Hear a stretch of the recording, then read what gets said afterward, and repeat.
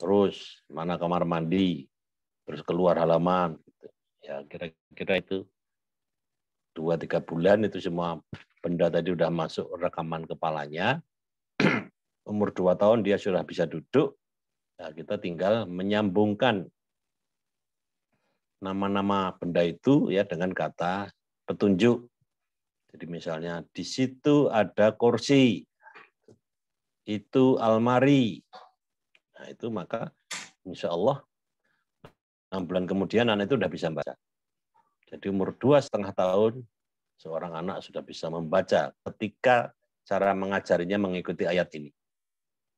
Kenalkan kepada mereka nama-nama benda atau yang dikenalkan itu bukan huruf tetapi kata. Demikian juga ketika belajar Al-Quran.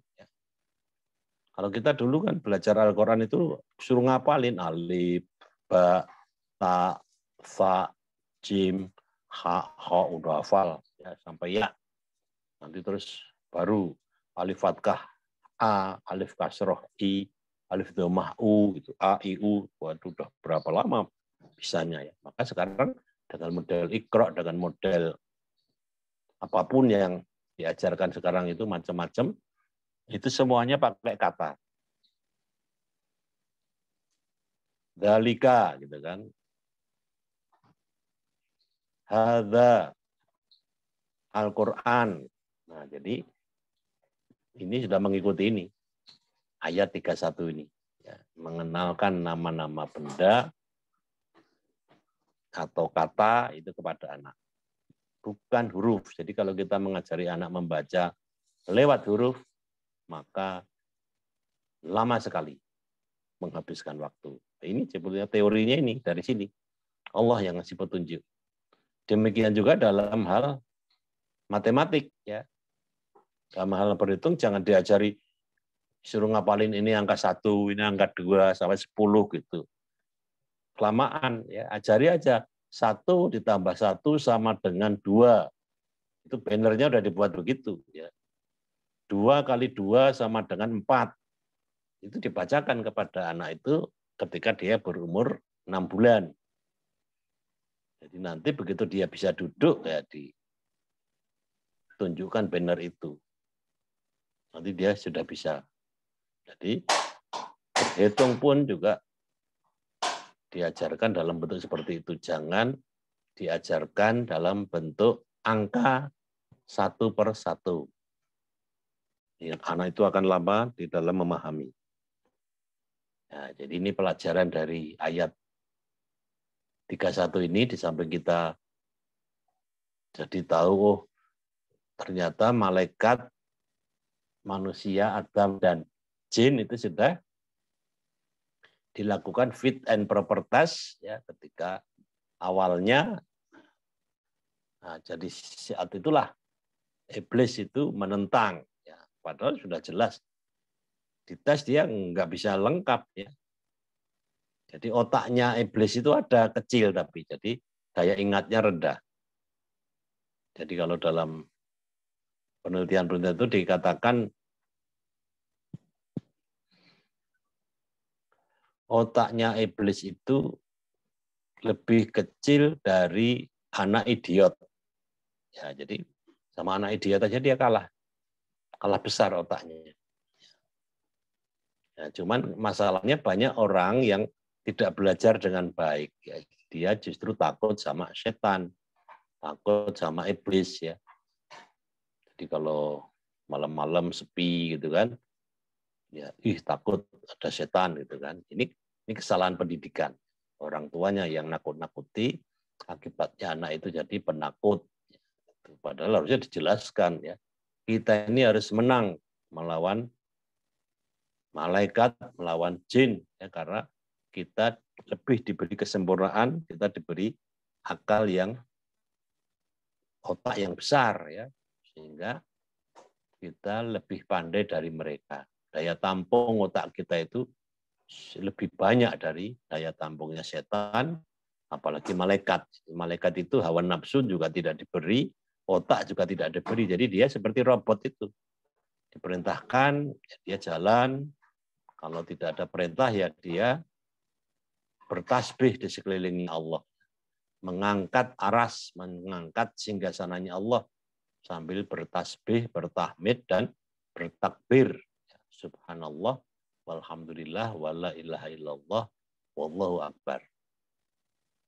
Ya, jadi inilah keutamaan manusia. Jadi oleh karena itu Allah lalu memberi kebebasan kepada manusia. Jadi di dalam surat Al-Baqarah, surat 2 ayat 256 ya. La ikraha fiddin qad tabayyana rusdu minal ghayy. Ya. Tidak ada paksaan bagi manusia untuk memeluk agama Islam. Dia bebas mau memilih Islam silahkan, tidak memilih Islam juga boleh. Tetapi sudah dijelaskan resikonya, yang penting kamu tahu. Kalau engkau memilih di luar Islam berarti tempatmu nanti di neraka. Kalau engkau memilih Islam berarti tempatmu di surga. Nah, suruh itu aja pilihan.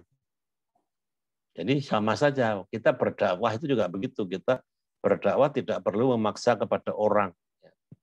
Ya, kita menyampaikan saja, dia mau syukur enggak ya syukur. Makanya ketika kita berdakwah Allah mau mengingatkan ya kepada kita cara dakwah yang benar itu gimana. Ud'u ila sabili rabbika bil hikmah wal mau'idhah hasanah wajadilhum billati hiya ahsan. Ajaklah orang berbuat baik itu dalam surat An-Nahl ayat 125. Berbuat baik itu yang pertama dengan hikmah. Terangkan kepada mereka itu manfaat daripada amal ibadah itu.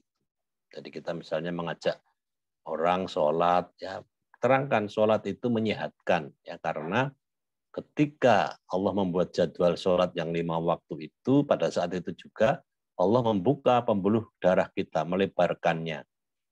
Sehingga ketika kita mengikuti Nabi, ya, as-sholatu li waqtiha, sholatlah kalian di awal waktu. Ya, maka pada saat itu ketika kita sujud, pembuluh darah kita ini sedang dilebarkan, maka jantung yang menyimpan oksigen itu akan mengalirkannya ke seluruh tubuh dengan cepat, ya, sehingga otak kita teraliri, tangan, jantung, paru-paru, dan semua dapat oksigen. Akibatnya tubuh kita fresh, ya, badan kita fresh, otak kita tidak pusing. Jadi kalau kita ini pusing, ngantuk, lemes itu sebetulnya otak kita ini kekurangan oksigen. Nah, ini kuncinya sholat. Itulah manfaat sholat yang pertama, ya, menyehatkan. Kemudian terangkan lagi, sholat itu perangkonya amal. Bacakan kepada mereka surat An-Nur ayat 39. Amalnya orang-orang yang tidak sholat bagaikan fata morgana. Dia pikir dia beramal banyak sekali, ya, menolong orang, membantu orang. Tapi itu hanya di dunia. Dia hanya dapat pujian bahwa dia orang hebat, orang baik. Tapi itu tidak menjadi tabungan amal di akhirat. Nah, begitu. Itu namanya hikmah. Ya. Ajak orang itu berbuat baik dengan hikmahnya.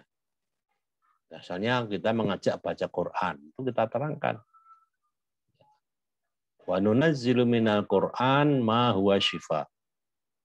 Dan Al-Quran itu diturunkan, ya, sebagai obat dan rahmat bagi orang-orang mukmin. Ya, obat itu apa? Obat anti pikun. Jadi kalau orang rajin membaca Al-Quran dengan terjemahnya, insya Allah dia tidak akan pikun.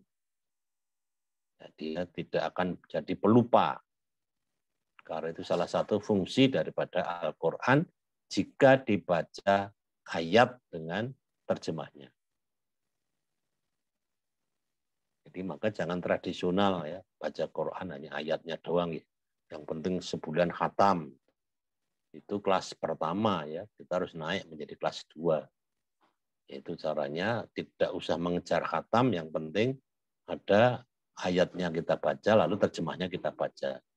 Syukur sebulan bisa khatam, kalau tidak ya sangat logis, ya, sebulan nggak mungkin kita bisa menghatamkan Al-Quran dengan membaca terjemahnya. Itu yang pertama, hikmah. Yang kedua, Ud'u ila sabili rabbika bil hikmah wal mau'izatil hasanah. Ya, wal mau'izatil hasanah itu adalah bijaksana, ya. Tepat pada tempatnya. Jadi ketika kita berbicara itu tidak berlebih-lebihan, ya, tidak terlalu banyak bicara, tidak terlalu sedikit bicara, yang sedang gantian lah, jadi maksudnya begitu. Jadi maka dakwah dengan dialog itu jauh lebih baik daripada dakwah yang monolog. Nanti yang ketiga, wajadilhum bilatih ya asan. Gitu, sudah sama-sama punya rujukan, sama-sama pandai, lalu terjadi perbedaan pendapat, tidak apa-apa. Yang penting logis. Ya. Ada alasannya. Jadi kenapa berbeda? Kenapa yang satu sholat taraweh 23 rakaat, 39 rakaat gitu kan. Yang lain 11 itu, yang penting tahu alasannya silahkan. Ya. Tidak harus sama, tetapi ketika berjamaah kita harus berbarengan. Ya. Jadi kalau tarawih bareng, imamnya 11, ya kita ikut 11, kemudian nambah sendiri.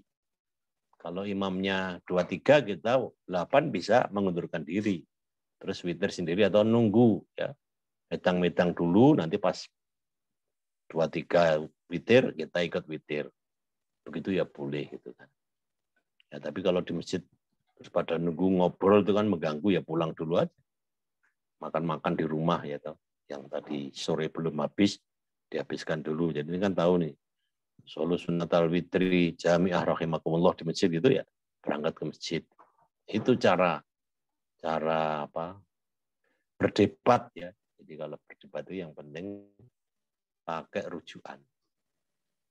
Itulah pelajaran-pelajaran ya dari surat Al-Baqarah ayat 31 sampai 34 ini. Ini prolognya. Silahkan dibuka pertanyaan untuk menunggu sampai jam 5. Terima kasih kepada Ustadz Nuski yang tadi telah menyampaikan materinya terkait dengan hikmah Quran surat Al-Baqarah ayat 31-34. Monggo kepada Bapak Ibu, barangkali ada pertanyaan, bisa dinyalakan mic-nya atau bisa menulis juga di chat di Zoom-nya. Dipersilahkan, barangkali ada.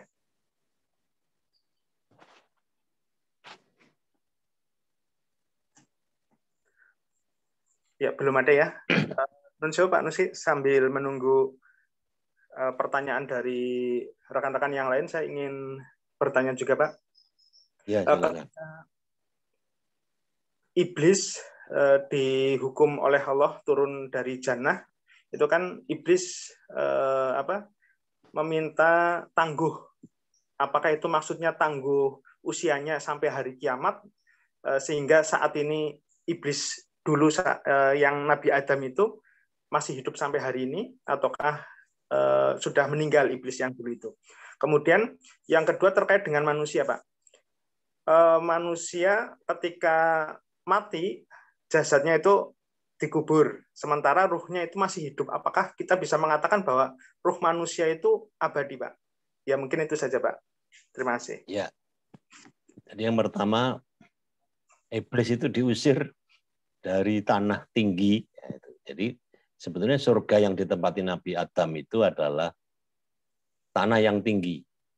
Jadi misalnya kalau di sini di Batu Raden, di Jogja di Kaliurang, kemudian di Bogor di Cipanas, gitu ya, itu kan tempat-tempat yang sejuk. Kan diterangkan itu kan pohon-pohon banyak, di bawahnya mengalir sungai-sungai gitu kan. Itu kan sebetulnya tempat yang tinggi, itu di bumi kan. Kan ayatnya itu wa id qala rabbuka lil malaikati inni ja'ilun fil ardi khalifah. Sesungguhnya aku akan menciptakan manusia yang namanya Adam ya, yang nanti akan menjadi khalifah. Khalifah itu wakilku di bumi untuk mengelola alam raya. Jadi sejak awal ya itu posisi mereka bertiga itu di bumi memang. Jadi jangan dibayangkan di surga yang akan kita tempati nanti ya. Ya itu kan alam gaib, itu alam ruh ya. Sementara kita kan sebelum mati itu berada di alam nyata, di alam syahadah. Jadi itu malaikat suruh turun itu maksudnya kamu kembalilah ke neraka sana. Ya, bukan di sini tempatmu gitu kan. Nah, tapi dia tidak mau, dia ingin ikut di bumi mengikuti kemana Adam dan turunannya gitu. Jadi ya Allah, berilah saya tangguh sampai hari kiamat tiba, ya, sehingga saya bisa mengajak manusia untuk memperbanyak isi neraka nanti. Jadi lalu Allah memberi tangguh, iya, kamu diberi tangguh, tapi kamu tidak akan bisa menggoda manusia yang ikhlas, ya, yang hidupnya itu selalu berusaha ikhlas mencari ridha Allah. Kamu tidak akan bisa mengganggu. Tapi kalau orang itu tidak ikhlas, ya gampang sekali diganggu. Diadu domba, suruh apa itu, males beramal soleh gitu kan, karena memang kalau tidak ikhlas kan berarti ingin dipuji, ya, ingin mendapatkan uang dan sebagainya. Jadi yang dimaksud seperti itu. Nah, apakah dia itu masih hidup sampai hari kiamat, itu yang kita tidak tahu. Jadi kan sebab dia juga punya anak cucu, ya. Jadi bisa jadi kalau dia yang pertama dulu sudah nggak ada, kan lalu hari-hari disebut setan. Nah, setan itu anak keturunannya iblis itu. Kita manusia anak turunnya Adam. Jadi nenek moyang manusia Adam, nenek moyang setan adalah iblis. Ya, jadi tetapi kan di alam gaib itu memang jauh lebih panjang waktunya daripada alam dunia. Di dalam surat As-Sajdah surat 32 ayat 5 kan dikatakan alam roh itu sehari, ya, setara dengan 1000 tahun di alam dunia. Nah, bisa jadi masih ada, bisa juga enggak, kita enggak mendapatkan keterangan yang pasti. Tapi anak cucunya banyak, ya. Jadi karena jin itu berjenis kelamin, ya, beda dengan malaikat. Kalau malaikat tidak berjenis kelamin, jadi jin itu berjenis kelamin, jadi mereka juga menikah. Ya, kalau yang beriman ya pakai akad nikah, ya, pakai mahar, pakai wali, saksi, ya. Kalau iblis ya kayak manusia-manusia yang tidak beriman begitu, kalau setan, ya. Jadi ya sakara PDW. Kemudian tadi soal roh, ya. Jadi roh kita ini cuma pindah tempat, ya. Kalau kita meninggal maka roh itu tetap ada. Ya, dia menunggu di taman surga kalau kita beriman. Kalau kita manusia itu tidak beriman, dia itu ingkar, maka rohnya akan dijepit di dasar bumi sampai hari kiamat tiba. Nanti setelah kiamat tiba, maka jasadnya diutuhkan kembali, rohnya dimasukkan ke dalam jasad itu untuk nanti menerima hukuman ataupun hadiah, ya, sama-sama. Jadi ketika orang meninggal, maka yang mendapat siksaan itu adalah rohnya. Jasadnya sudah diem, ya, jadi benda mati. Kalau waktu hidup kita ini kan jasad yang mendapatkan kebahagiaan atau kesakitan. Kesandung, ya, yang sakit kakinya, rohnya nggak merasa sakit. Tapi ketika mati, maka roh yang mendapat siksaan, yaitu tadi kalau tidak beriman dijepit di dasar bumi, dalamnya 12 kilo, suhunya 12 derajat, 12.000 derajat Celcius. Kita lihat itu, apa itu, wedhus gembel atau awan panas itu 600 derajat Celcius saja sudah bisa melelehkan wajah manusia. Apalagi kalau 12.000, ya, tapi roh kan tidak ada jasadnya, jadi dia tidak nyaman saja. Kalau rohnya orang beriman, dia berada di taman surga, duduk ataupun berbaring. Tetapi orang yang gugur di medan perang, kata Nabi, dia akan bisa masuk surga. Dan kemudian di surga itu dia bisa berjalan-jalan menggunakan jasad burung-burung yang ada di surga itu. Ya, dia berterbangan. Jadi dalam surat Al-Baqarah itu dikatakan, janganlah kamu katakan orang yang gugur di medan perang itu mati, mereka itu hidup, ya, tetapi kamu tidak tahu. Nah, hidupnya mereka itu dia masuk ke jasad burung-burung yang ada di surga sampai hari kiamat tiba. Ya, begitu dari pertanyaan pertama. Ya, terima kasih. Lanjut. Ya. Atas jawabannya. Ya. Monggo Bapak Ibu, barangkali ada yang ingin ditanyakan? Saya Mas Triat, Assalamualaikum. Waalaikumsalam. Monggo. Ya, Ustadz, apa kabar? Baik, Oke, Ustadz, ini izin bertanya. Sebetulnya ini pertanyaan kemarin anak-anak ketika Eyang buyutnya meninggal. Anak-anak itu ya. bertanya, Eyang itu sekarang ada di mana? Seperti itu. Terus di dalam kubur itu, Eyang itu ditemani malaikat berapa lama? Apakah seterusnya ditemani ada malaikat ditanya atau hanya sebentar saja pada saat kejadian, hanya pada saat setelah selesai dikuburkan begitu. Paling itu saja Ustadz. Jadi anak-anak yang bertanya dan saya, oh ya ini lagi Eyang itu nanti ketika dibangkitkan dalam keadaan muda atau masih tua seperti itu. Itu saja sih. Terima Ya, kasih.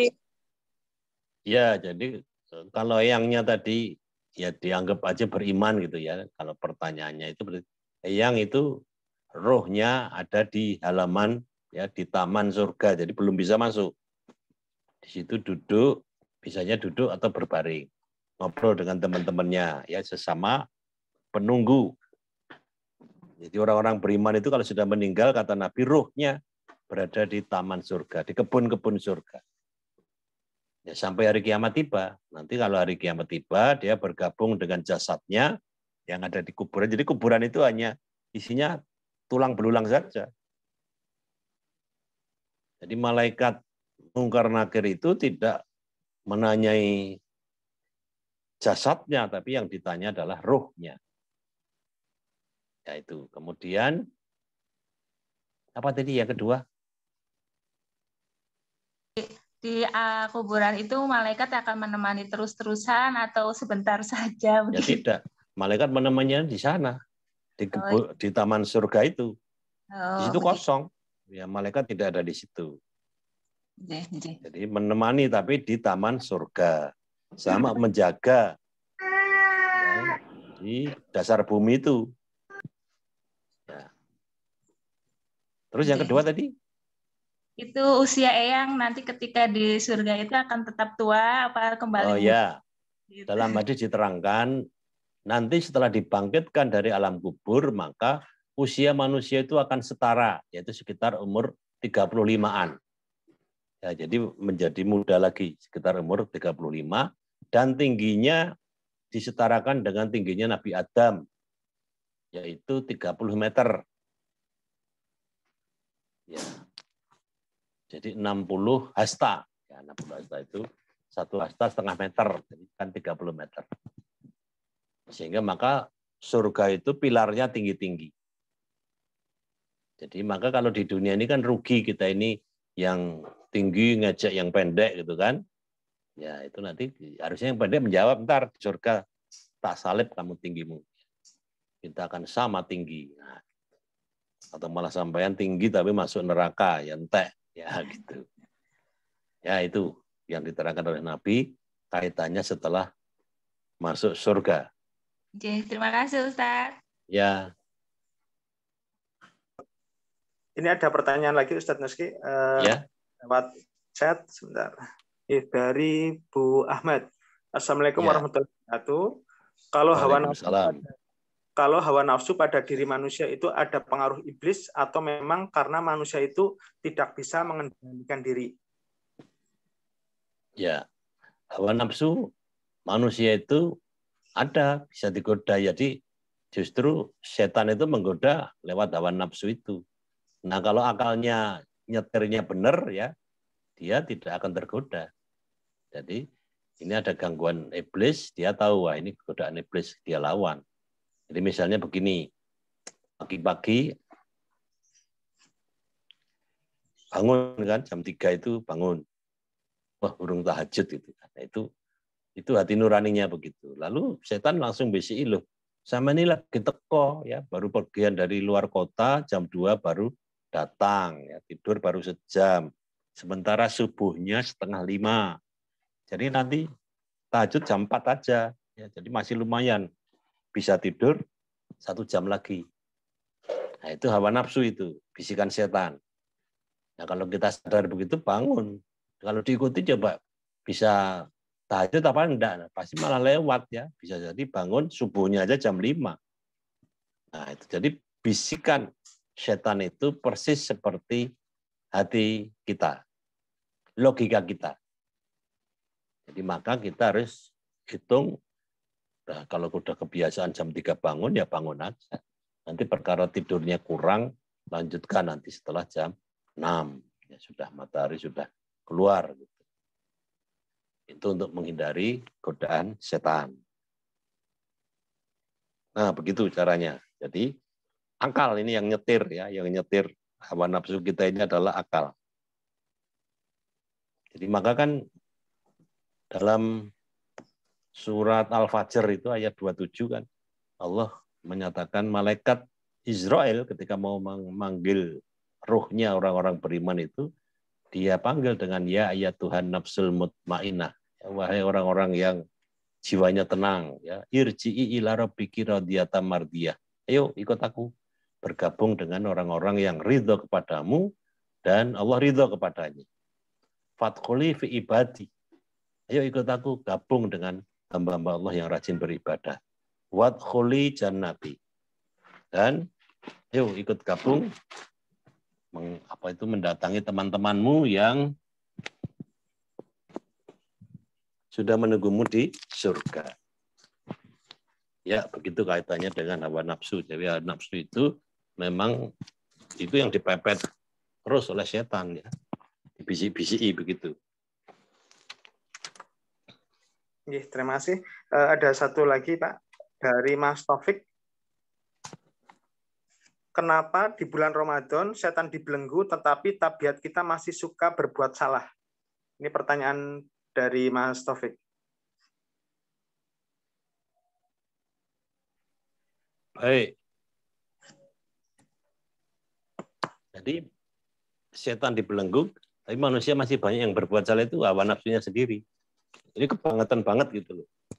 Jadi kalau setan aja udah nggak ada, musuhnya nggak ada, kok kita masih bisa atau cenderung berbuat nggak benar, itu hawa nafsunya sendiri yang mengajak.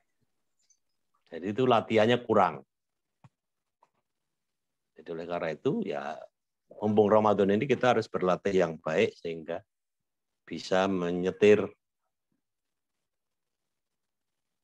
hawa nafsu kita.